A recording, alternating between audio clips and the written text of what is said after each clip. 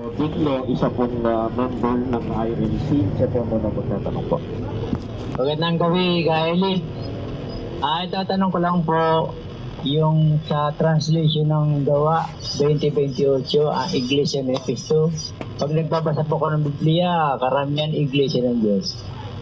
Alam mo kapatid, kaya nga ang ginagamit ninyo yung lamsa. Yung lamsa na hindi naman kasintibay ng mga Greek at Hebrew Bible. Alam naman natin ang maraming mga Biblia na mga original manuscripts were written in Greek and also written in Hebrew. Ang pinakamatatandang Biblia sa mundo ngayon were written mostly in Greek. Kagaya nung mga oldest manuscripts of the Bible, which is the Oxyrhynchus Papyrus, the Codex Sinaiticus, the Codex Vaticanus. Yan ay mga pangunahing mga Bibliang written in Greek. Ang mga Bibliang written in Greek, ang nakalagay, Church of God, which He had purchased with His own blood. Ang sabi sa Tagalog, ingatan ninyo ang inyong sarili at ang buong kawan, na sa kanila'y ginawa kayo ng Espiritu Santo na mga obispo upang pakanin ninyo ang iglesia ng Diyos na binili niya ng kanyang sariling dugo. Ang filosofya dyan, wala naman kang dugo ang Diyos Kaya dapat dyan, iglesia ni Kristo dahil siya ang meron sariling dugo. No? Pamimilosofya yon. Kasi ang nakasulat, iglesia ng Diyos na binili niya. Ang tinutukoy nung niya, hindi ang Diyos. Ang tinutukoy yung bumili na si Kristo. Binili niya ng kanyang sariling dugo.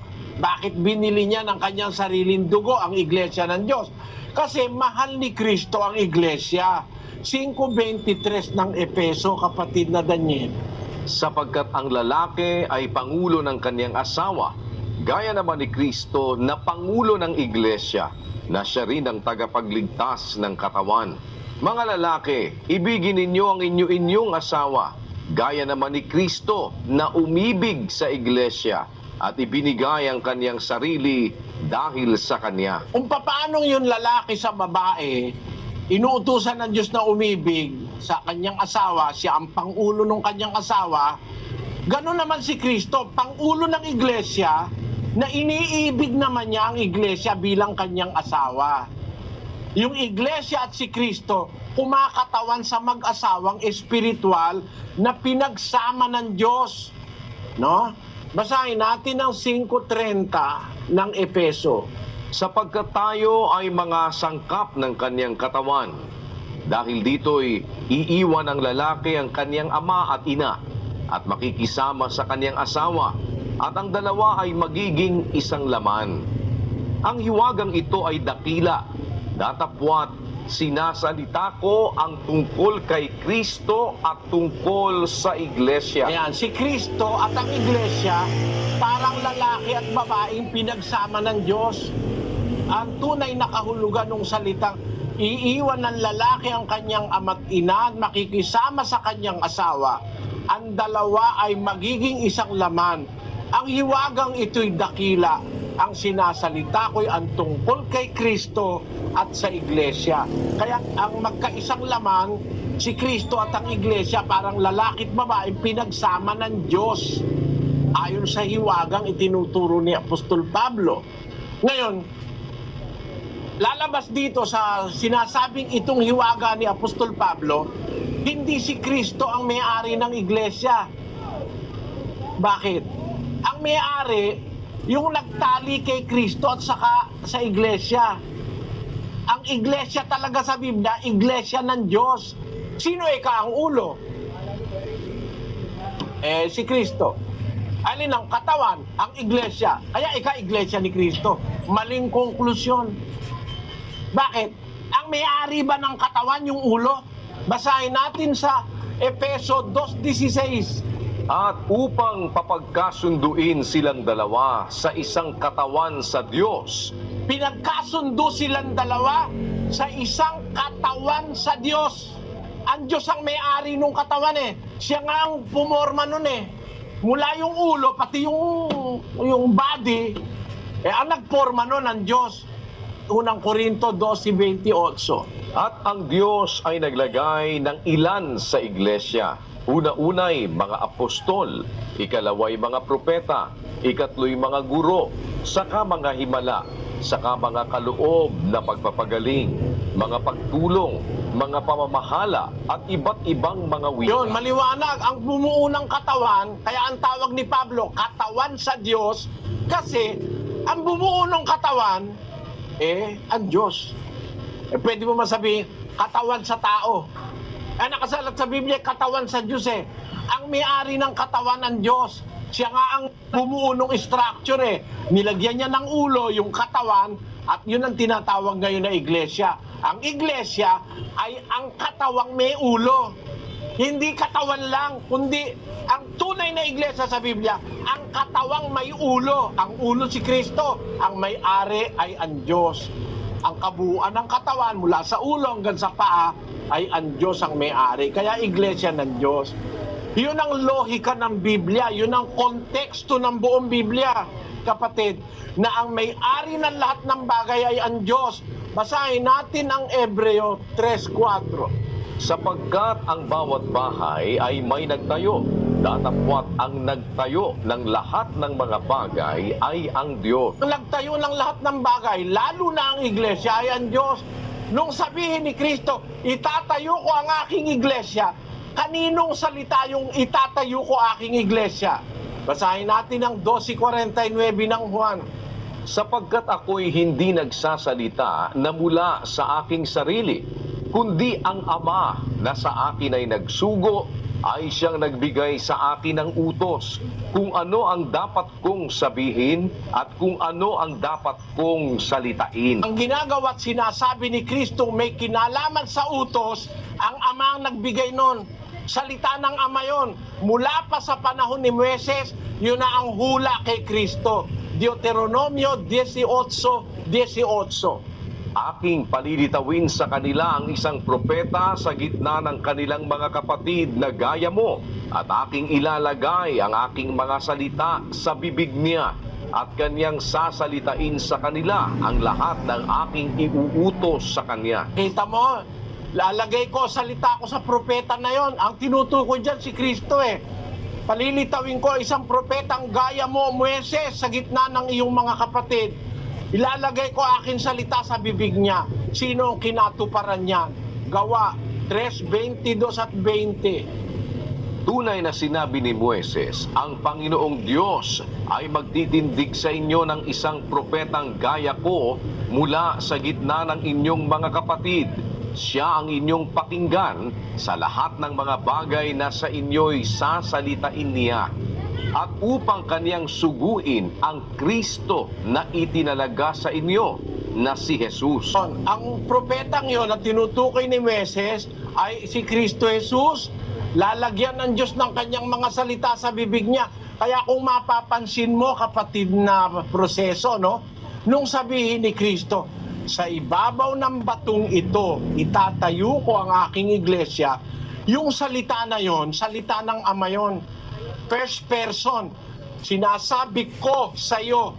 Yung first person na nagsasalita, sinasabi ko sa iyo. Pedro, second person si Pedro, na ikaw ay Pedro, sa ibabaw ng batong ito, third person na yon, itatayo ko ang aking iglesia. Salita ng Ama yon. Bakit? Sa ibabaw ng batong ito. Kasi kung si Kristo nagsasalita nun, dapat sabi niya, isasabi ko sa iyo, ikaw ay Pedro, at sa ibabaw ng batong ako, itatayo ko aking iglesia. Sana ganon, Hindi. Ang nagsasalita bilang first person, ang Ama. Sinasabi ko sa iyo na ikaw ay Pedro, sa ibabaw ng batong ito. Third person. Second person si Pedro, itatayo ko ang aking iglesia. Ang tawag ng mga apostol, iglesia ng Diyos Yung sinasabi sa Roma 16:16, hindi naman opisyal na pangalan yun Hindi opisyal na pangalan yun. Plural nga yun Wala naman sa English na Church of Christ Nakalagay, Churches of Christ, mga iglesia ni Kristo. 16:16, basahin natin ang Roma, kapatid na Daniel. Mangagbatian kayo ng banal na halik, binabati kayo ng lahat ng mga iglesia ni Kristo. Ayon, lahat ng mga iglesia ni Kristo. Hindi naman pangalan na opisyal yun dahil plural eh. Lahat ng mga iglesia ni Kristo. Asan ba yung mga iglesia ni Kristo na bumabati sa Roma? Basahin natin sa Galacia 1:22. At hindi pa ako nakikilala sa mukha ng mga iglesia ng Judea na pawang kay Kristo. Oo, ang mga iglesia sa Judea, yun ang pawang kay Kristo. Iglesia sa Judea. Alin ba yung iglesia na nasa Judea? Ano? Na pawang kay Kristo. At ano ang pangalan nun? Basahin natin ang 8:1 ng Gawa. At si Saulo ay sumang-ayon sa kanyang pagkamatay, at ng araw na yaoy nangyari ang isang malaking pag-uusig laban sa iglesia na nasa Jerusalem. At silang lahat ay nagsipangalat sa lahat ng mga dako ng Judea at Samaria, maliban na sa mga apostol. Kung pag-uusig na nangyari sa Jerusalem, nangalat ngayon yung mga alagad, napunta sa Judea, napunta sa Samaria. Ayon, maliban na lang sa mga apostol. Ano ba yung iglesyang nangalat? Napunta sa iba-ibang lugar. Ang iglesia ng Diyos, hindi iglesia ni Kristo. Bakit? Iglesia ng Diyos sa Corinto, iglesia ng Diyos sa Thessalonica, iglesia ng Diyos sa Judea.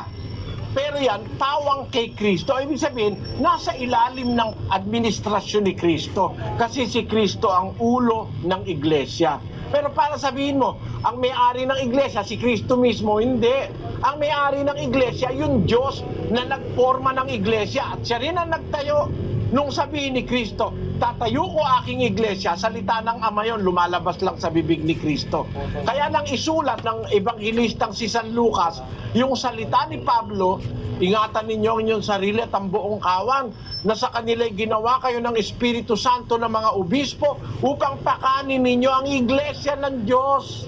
Bakit iglesia ng Diyos? Ang Diyos talaga may-ari nun na binili ni Kristo ng kanyang sariling dugo. Yung salitang binili niya, hindi na tumutukoy sa Diyos yun. Ang tumutukoy na ron, yung kay Kristo, binili niya ng kanyang sariling dugo. Si Kristo naman talaga ang bumili ng dugo sa iglesia. Basahin natin ang Apokalipsis sa 5:9. At sila'y nangag-aawitan ng isang bagong awit na nagsasabi, ikaw ang karapat-dapat na kumuha ng aklat at magbukas ng mga tatak nito, sapagkat ikaw ay pinatay at binili mo sa Diyos ng iyong dugo ang mga tao sa bawat angkan at wika at bayan at bansa. Tamo, binili mo sa Diyos. Kanino mo binili? Sa Diyos. Kaya sa Diyos talaga yun Kaya nga, iglesia ng Diyos, binili ni Kristo ng kanyang sariling dugo Kaya nga naging iglesia ni Kristo kasi binili na ni Kristo. Ay, mali ka ako, logic mo. Halimbawa, bumili ka ng talaba, nung bilin mo ba ang tawag na Pedro? Ang tawag doon, talaba ni Pedro. Di ba? Di naman nababago ang pangalan nung binili mo Nalalagay lang yung pangalan mo. Bawa, bumili ka ng aparador. Ano ang tawag na yun? Pedro na yung aparador? Hindi. Aparador ni Pedro. Kasi ikaw nga bumili O, di ba? Kaya sa Biblia, binili mo sa Diyos, di iglesia ng Diyos. Binili niya ng kanyang sariling dugo, napailalim ngayon sa pamamahala ni Kristo. Kaya ang iglesia ng Diyos, tinatawag sa Biblia, iglesia ng Diyos kay Kristo Jesus. No? Hindi iglesia ni Kristo. Basahin natin ang 2:14 ng unang Thessalonica. Sapagkat kayo mga kapatid ay nagsitulad sa mga iglesia ng Diyos na nasa Judea kay Kristo Jesus. So, iglesia ng Diyos pa rin, hindi iglesia ni Kristo. Iglesia ng Diyos na nasa Judea kay Kristo Jesus. Kasi yung mga iglesia ng Judea, pawang kay Kristo yon. Yung iglesia ng Judea na pawang kay Kristo ang bumabati sa mga taga-Roma ng banal na halik. Ano pangalan nun? Iglesia ng Diyos na pawang kay Kristo. Iglesia ng Diyos nasa Judea kay Kristo Jesus. Hindi nawawala yung pangalang Iglesia ng Diyos. Sana intindihan mo kapatid na proseso, Kinalulungkot ko lang na wala tayong masyadong oras para liwanagin ko sa iyo ang